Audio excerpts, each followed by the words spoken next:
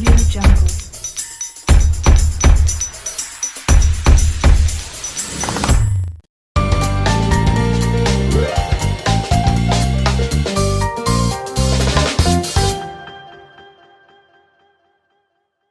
Mille ishee sammuu isheetti kan jettu maqaa gooftaa yeroo ammaa kana kaasee jajjalatti kana bidde dhiige. Tokko, lama, sadi, naabatiin fuula koo.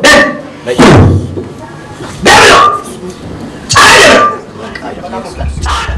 Caala si jetta! Caala nama maqaa gooftaa! Argatti qaba maqaa ishee! Obboleetti kana fanaan dura dhiibbeen ishee irra gaamiti baay'ee yaada. Sammuu ishee kana si dheera, eebba ishee irra. Amma akka jedhaa sun jira, tana keessaa yaada. Waaqayyo mukaa amma naasee yaada.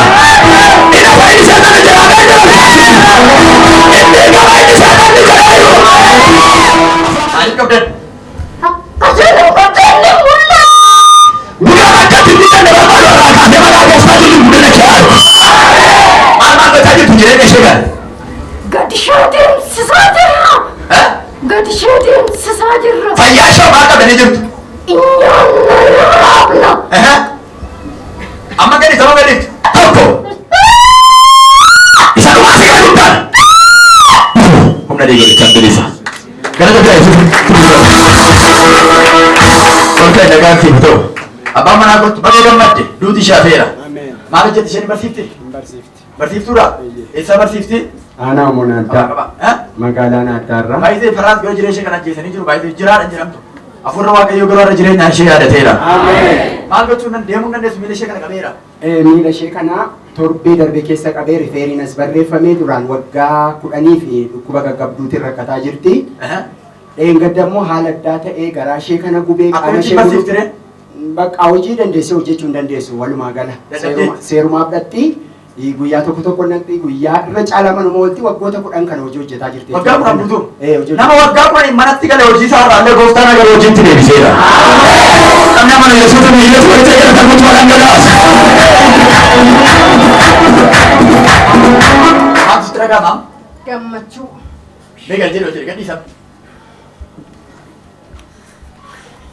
Mee deemu dhigee deemu. Ameen. Ameen, ameen, ameen, ameen, ameen. Deemu dhiyyee fooyyee jalatti Yesuus lafa Yesuus.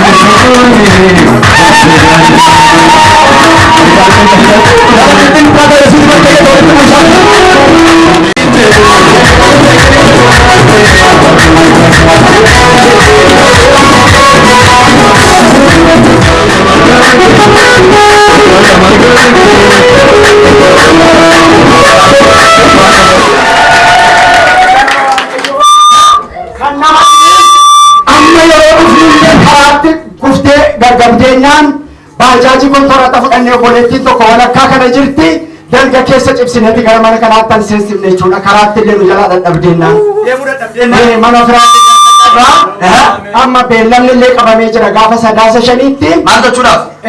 Dhukkuba baay'eedha kan nu qorachiisaa turre asamma yaadotitti ollaa kana dhufne torbee kana mul'achaa turre amma sadumaa faayinaal riizaartiin dhukkuba onnee qabdi. Kanaaf dhukkuba kanaaf ji'aan qorichaa hordoftu dhamee qoricha harka jira inni gaggabduun sun utuu rakkisaa jiru onneen illee dabalataan itti dabalamee garuu erguma qoricha sana fudhataa jalqabdeeyyuu jijjiirama tokko hin qabu ture isuma irraa karaatti kuftee turte jechuudha. Ammoo sister maal sitti dhaga'ama jiraatu keessa? Jiru na keessa. Wantu himu. Wantu lakkaan jiru.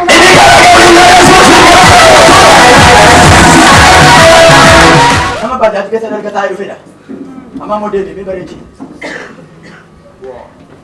Darajaan deemu yaala. Karaa duubaa kan nuti nama jaallatu.